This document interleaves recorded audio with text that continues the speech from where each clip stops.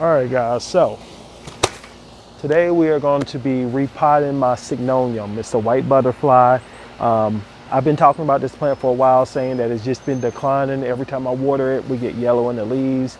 And it's always been one of those things. Let me just go get the plant so I can just show you what we're talking about. This board right here, I've never been able to get out. We're gonna see if we get in here, if we could just figure out what's going on.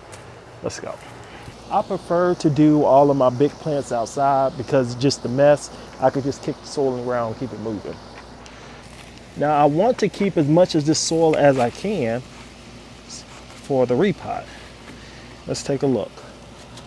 And although I do not believe this plant is outgrowing this pot, I may knock the soil off of here, see what the roots are looking like, and determine if I just need to repot it back inside this pot, but just have the roots kind of up. Sometimes not all plants need to be repotted. I don't see the roots all wrapped around here, so it's not root bound, which means it has some room to grow. Now this is what happens. If I repot this plant in a pot that's too big, it's just gonna root rot, or it's not gonna grow any because it's gonna be pushing its energy towards making roots. So I'm thinking we can put it back inside this pot, but maybe look a little bit better. But we're still gonna break up what's going on inside of here and see if I can pull these boards out and give it a fresh start. So what I'm gonna do, I had sphagnum moss inside of here. I'm just gonna duck it inside this big one, and then I'm gonna knock the soil that I have, put it inside this bucket so we can use it again.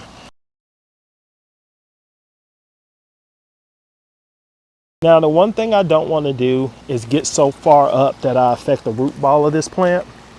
So I'm not going to go up no higher than this, and I'm just going to tap and see what we have going on here. Now, I do feel the plank that I put in here myself, and I'm just going around here just tapping. It's the little board that's there that I'm feeling at the bottom. So I'm going to come show you.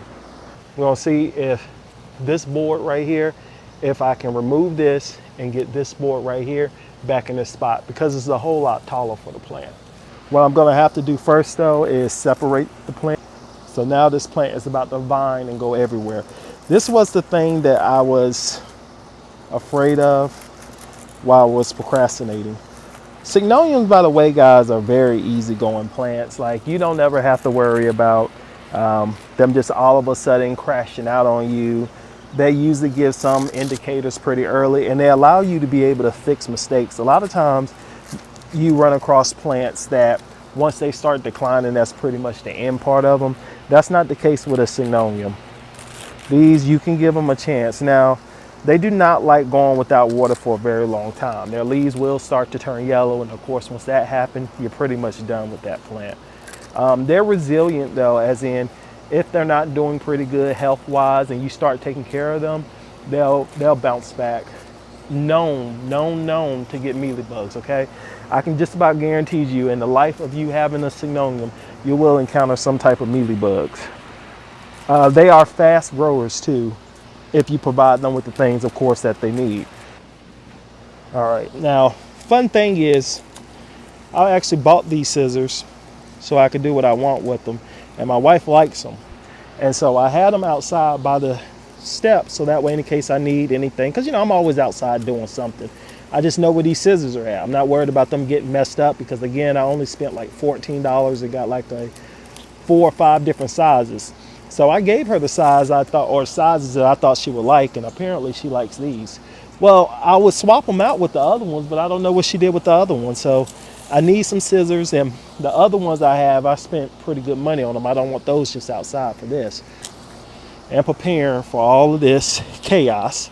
So of course, this is the board, the second board that I just put at the top of the soil when I did the repot, because I couldn't figure out a way to get this board in, and I didn't want to jam it in and bust the roots. Now, at the time in which I repotted this the first time, I think I would have been fine just to bust the roots and let them repair. Now I'm just kind of just being mindful of what it is that I'm working with. Okay, so there we go. Now I should also tell you too, the first time I repotted this plant was about 2 years ago, and it was the first time I repotted a plant of this size, let alone a Syngonium. So I was very, very nervous about killing this plant. So I wanted the repot to be as simple as possible. Now, I was fearful of losing leaves and the plant declining. Now I'm not. So I'm a little bit more comfortable with if some of the leaves break, it'll come back. Now let's take a look and see if I could do what it is that I would like to do. And I don't think that's gonna happen. But it appears that this is 2 plants and 1, and I'm able to bust that through there. So and so if you want to know what this plant will look like as a vining plant, here we go.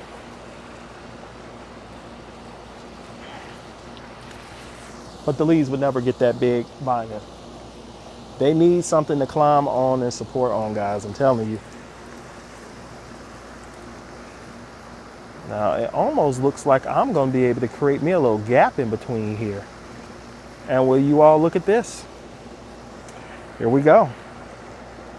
Now I'm a big roots person, so let me get you up on this. Look at that. And this is the gap right here that's been created. So we're gonna put a board right here. And I'm thinking since we was able to do that, maybe I could turn the board forward and actually have most of the plant face forward doing it. So let's just see.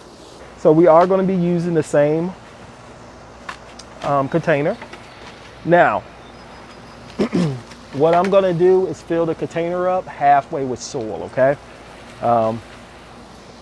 And I'm gonna be using the majority of what I brought out the pot because I feel like that's pretty good. And this time around, when I make this mix, a Syngonium loves their soil to stay a little moist, so I don't have to make it as chunky as the philodendron. So I'm gonna be mindful of that. So what I brought out here was just some straight indoor potting mix. And I had some orchid bark that I also thrown to that I could just mix in to help with the airy part.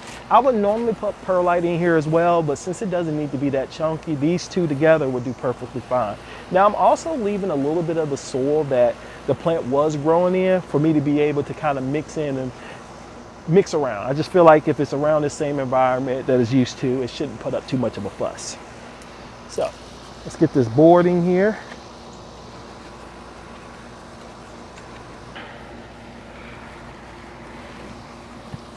See, that's a very easy little drop in there. And I am actually going to get this board to come back some to allow the plant to have all that room in the front that it may want or need. Now, since I placed this down, I'm just going to kind of just go around and put some of the soil that it's familiar with. And then I'm going to go ahead and mix our new stuff in. I'm using some orchid bark from here. And then I'm using a little bit of soil from here, and I'm gonna mix it. Now also another mix that I'm gonna put in here too is a little bit of leca. I've been using leca lately, just experimenting, seeing how it does. It does really good in the chunky mixes. And just to help this be a little more airy, I'm gonna show you what I'm talking about. And see that mix right there? It's not that airy. And although I do not want a real chunky mix, I do want to ensure that the plant doesn't drown. So I'm just gonna put a little bit in. Yes, you can rinse your your leca out, but me, I'm not gonna do that. Now what I'm gonna do is start going around here. And as I compact this soil in this pot, I want to give it shaking methods, tapping methods to ensure that the soil is dropping down around those roots. And I also want to make sure I'm paying attention to how I want to set this plant up, okay? How it's going to be facing, making sure it's not leaning to the left or to the right, because the last thing you want to do is adjust the plant when the soil has already gone in there and been compacted. And you see I'm having to adjust now just to make sure that the back of this plant is on this plank. I want to control as much of this plant as I can because this one, it vines and it gets out of control. And for these little pieces that you're seeing like this, I could cut this and get some growth growing at the bottom. But where the plant is located at, the windowsill doesn't kind of start off until halfway at the top. So, and I like big healthy leaves, and I really don't want the plant to push its energy towards making little bottom leaves. I just want it to go to the top. So I don't think I'm gonna cut it unless it's something that's just visibly just ugly.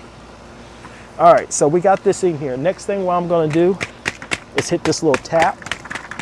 And I'm still not 100% done. Since this plant is so big, the only way for me to truly know what's going on, I'm gonna have to go ahead and get it on the plank, see what it's looking like, see what it's moving, so that way I can make those last little minute adjustments. Now these right here are green Velcro plant adjusters. Just type in green Velcro plant on Amazon and they'll pop up. I love these because they're reusable. A lot of these, and I'm willing to bet you at least 2 pieces of this is from when I first bought this plant, okay? They carry on for years, never do bad, and I just reuse them over and over again. I'll take them off one plant and put it on another if I don't need it.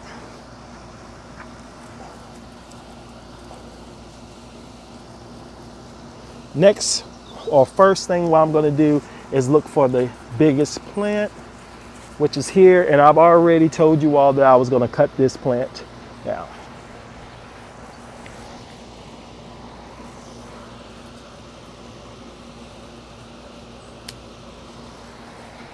Now, what I'm also gonna be able to do is with all of these, I can get new plants going if I propagate it. That's if I want to. Really, guys, I've gotten to the point where I don't like doing a whole lot of propagating because it's just more work for me that I really don't care about. I don't really need a lot of more pieces of this plant, so the one piece that I'm gonna get from here, I'll be all right. And there may be a couple of other pieces I may have to cut. And what I'm gonna do, maybe I'll stick them in water, maybe I'll put them straight into some type of sphagnum moss. We'll see.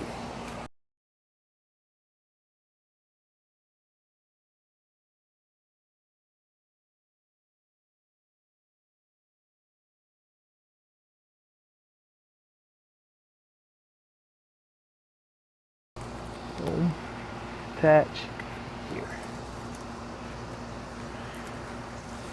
And now I'm gonna get rid of anything that's just yellow and saggy.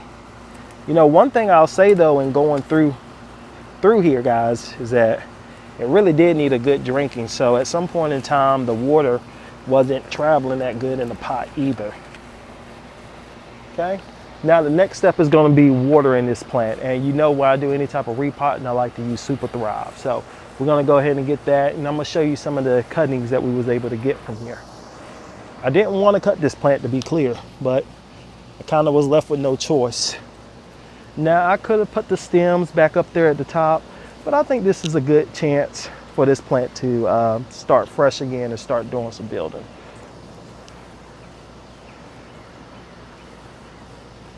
Now, one thing I may do, I may cut, we'll see. If I don't get any new leaves to start pushing, then I will cut a leaf at the top, so that way it can activate some growth and we can get some growing up here. Uh-oh. Oh, okay. It didn't want to let it go. It looks so sad right now, but it'll fill in and grow in. I'm quite sure of it.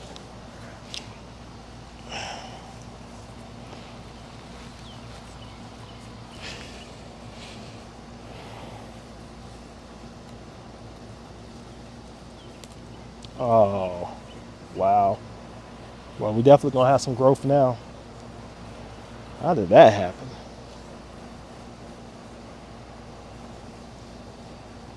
Well, let's cut.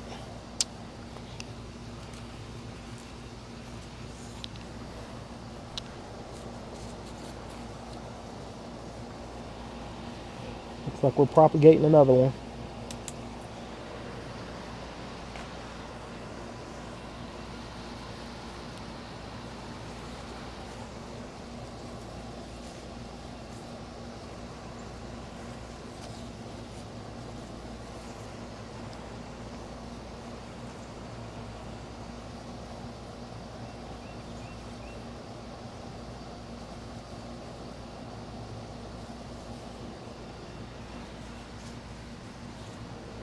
All right.